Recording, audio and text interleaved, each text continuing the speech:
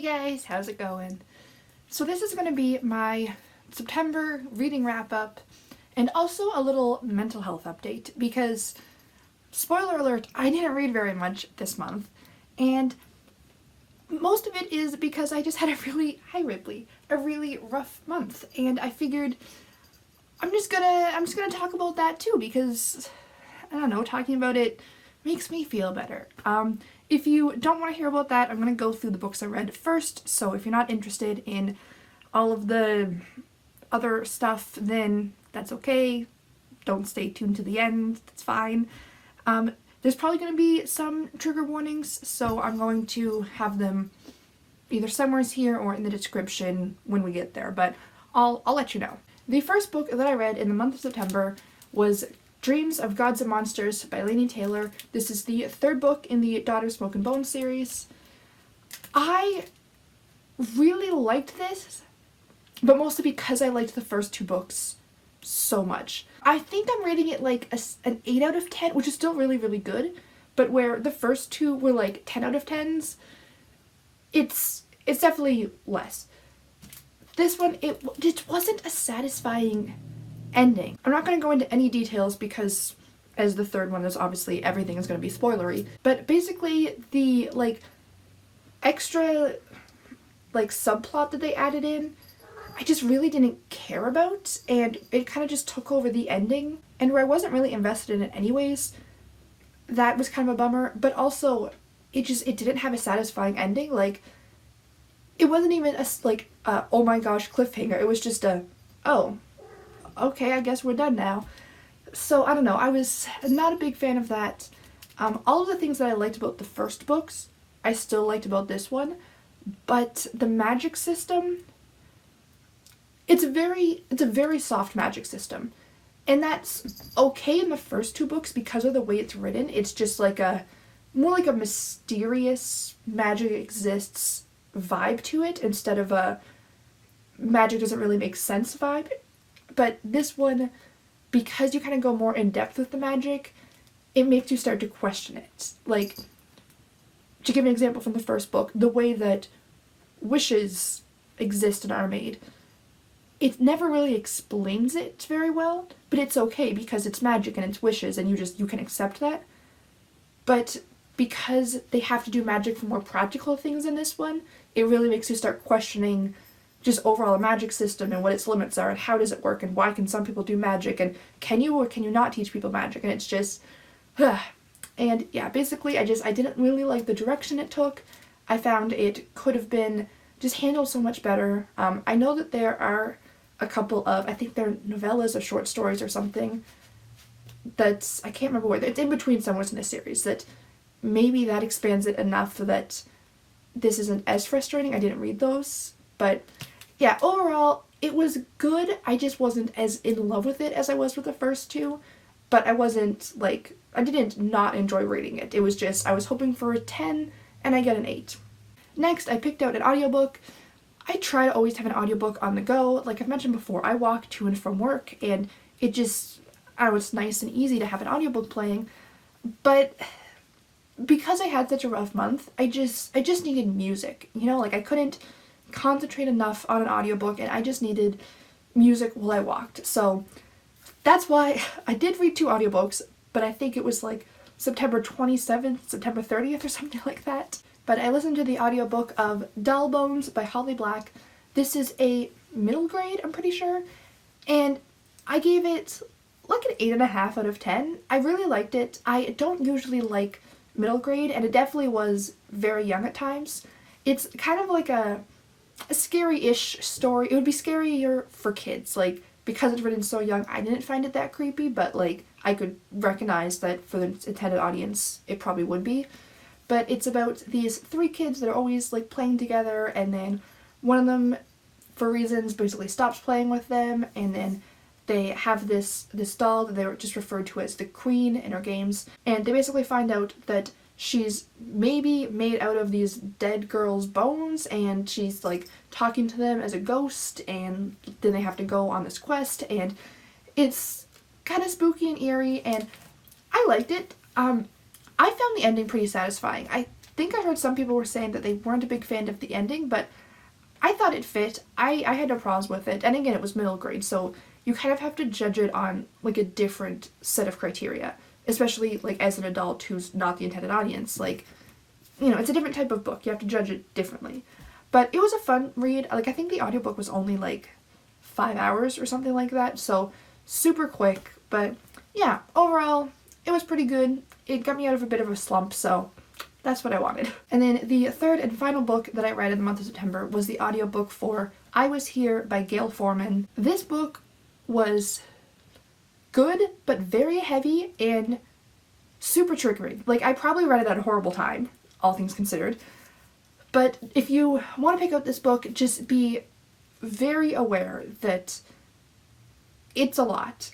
It's basically about a girl and her best friend has recently killed herself, and basically nobody saw it coming, and then she kind of wants to figure out why, and, you know, if she was her best friend, why didn't she confide in her, and how, you know, she told her everything, so why, you know, wasn't she able to tell her about this, and what's going on. And it's mostly her trying to figure out what happened and why, while also dealing with her own grief. And I thought it was very well written. I enjoyed it, but it was a lot. Like, it's a lot. In particular, this isn't really a spoiler, but basically what happens is they find out that she joined, they call it a suicide support group. It's more like a suicide encouragement group. It shows a lot of like the online forums of this website, and even though obviously like the characters are saying is in like, this is a bad thing, these are twisted views, this is like coercion, and this is bad, but they still show everything that these people are writing. And if you've been in that mindset, it's putting into words a lot of the things you're already feeling. And I think that is very difficult to read sometimes, especially if you're not in the, you know, the safest place right now. It makes it feel so much more real, and I find that makes it harder to, you know, to shut it up in your head. And I think that they tried to handle it respectfully, but I think that it was just a little bit too much. Also, I hated the romance in this. That's just me. I just found the romance was so unnecessary and so cringy and so blah, but I mean, what else is new? But yeah, overall, I just think this book was a little bit too heavy-handed in some parts, a little bit too cheesy and cliche in others, but it was an interesting read, and it was pretty much what I expected. So 7 out of 10. So those were the 3 books that I finished in September. Not a terrible reading month. Like, I did still read some things, but it was derailed very badly. Which brings us to the next part of the video, which is basically just a mental health update, how I've been, what happened this month, and how I'm feeling now. I'm going to put the triggers somewhere on the screen because I'm probably just going to ramble and I don't know what I'm going to say yet, so editing me will deal with that. So yeah, if you don't want to hear about that stuff, that's okay. I completely understand. I hope you still have a great day, and I will see you in the next video. For anybody that does want to hear this, hello.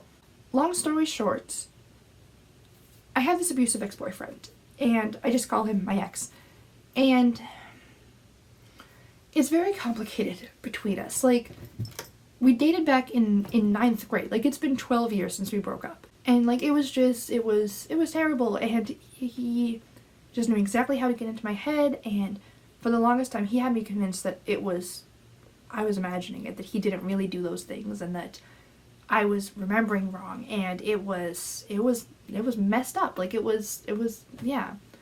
So after we broke up, we stopped talking for a couple years. And then one night I messaged him because I was just having a really bad depressive episode, and I just needed to tell somebody.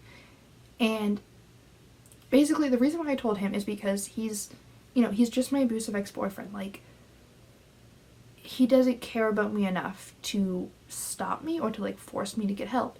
And that's what I needed in that moment, because I'm a very self-destructive person. And yeah.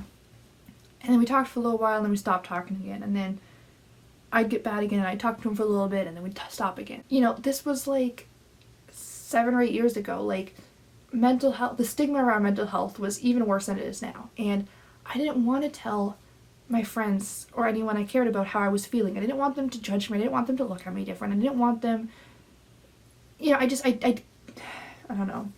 So I started going to him because I didn't care if he thought I was being ridiculous or judged me for it or treated me different, because he's just my ex-boyfriend. Like, he's not in my life. Like, it didn't matter what he thought of me. And he has his own issues, so he understood. And basically it just evolved to the point where he became my only support system, which in itself is bad. Like, you should never put all your eggs in one basket for stuff like that. But also the context of who he was. It just made things really bad and really messy. And that's basically just been what our relationship has been. And it's a freaking mess. And he has gotten so much better in the last couple of years. Like, he's not that terrible person anymore. Like, I know I'm not the most credible source here, and I know that people don't believe me when I say stuff like this, but like, he really has, improved so much, and he's not, like, he really does care about me and want to help me. He was the one that finally pressured me enough to start going to therapy. He's the one that drove me to all of my therapy appointments. He's the one that made sure I took my medication. He's the one that, when I was adjusting to my medication and being like significantly worse for a little while before I got better, like, he was the one that would stay with me and make sure that I was safe. And there was a couple times where, basically, when I get really depressed, I stop taking my medication, which is bad. That's the time when I need it the most. But I just am able to convince myself in my head that, like, this is stupid, you shouldn't be taking this, rely on yourself, and blah blah blah. Very unhealthy thoughts. Like I said, I'm self-destructive, apparently. But he's the one that, like, when I stopped taking my meds, he would go down and buy my meds for me and make sure I took them. Like, he really was a great support system, even though it was really unhealthy. But it basically got to the point where it's just, we shouldn't be talking, and we shouldn't, the problem is that he's both the worst person in my life and the best person in my life at the same time, and it just makes it very, very hard. So long story short, things with that have just been messy and bad, and I was finally in a place where I was feeling confident enough that I didn't need him in that position anymore. And basically, there's just been this friend that I've been hanging out with a lot, and that's been, like, spending nights at my place and stuff. And the only time that my ex ever really, like, leaves me alone is when I'm dating somebody. So even though me and this person, like, we weren't dating, but, there's stuff. And anyways, so I asked them if it was okay if I told my ex that we were dating, and they understood, and they talked about that. So I told my ex, and it was such a big fight. Like, it was just, it was so bad. Like, it was a rough time. It was a really, really freaking rough time. And basically that set me spiraling, and I know it's for the best, but at the same time, like, it's terrifying, because he was the one constant in my life, and he was my support system. And even though, like, I'm better now, and I have the tools and resources that I don't need to rely on him, and I have other friends I talk to now, and it's scary to not have that, like, safety net anymore. And so I basically just had a complete mental breakdown, and all of my self-destructive habits came back. Like, I was hurting myself again. I was, like, I don't want to go into details, but, like, I mean, I've been wearing long sleeves for my last couple of videos. Like, you can put two and two together. And I stopped eating. Like, I've struggled with an eating disorder for most of my life at this point. And when I get stressed, I lose my appetite anyways. And it just, like, I completely stopped eating. And whenever I would eat, I just had, all those thoughts come back. And it was just so bad and so unhealthy. And, like, I didn't go to bed for days. Like, it was really freaking rough. I am doing better now, and I don't mean better as in, like, I'm all better, but I mean better as in an improvement. And that's what I have to focus on, just slow and steady, small improvements. Just do your best. And yeah, I also just want to say, like, I don't need anyone to worry about me. Like, I really am, like, okay enough. I have people I can talk to. I have the tools and resources that I need to stay safe. Like, I am okay, and I will be okay. But it was just a really, really rough couple weeks, and yeah. But I'm doing better now. I am eating not as much as I should be. I know that, and I still have those thoughts about food. But I am forcing myself to eat small meals and just put something in my system. And I'm focusing on, you know, like getting out of bed and doing like one productive task a day just to, you know, feel okay, and relaxing and taking a break when I need it. And yeah, I will be okay. I am working on it. But yeah, that was my month. And on that awkward note, I hope you guys enjoyed this video. If you did, click the like button. If you haven't subscribed already, I really am usually a very upbeat and positive person. It's hard to be happy all the time. And sometimes you just gotta acknowledge that you're not. You know, we gotta talk about these things sometimes, right? Like, it helps to get this off my chest. So, thank you for listening. I really appreciate it. And yeah, that's all. So, I hope to see you guys next time. And until then, have a great day. Bye.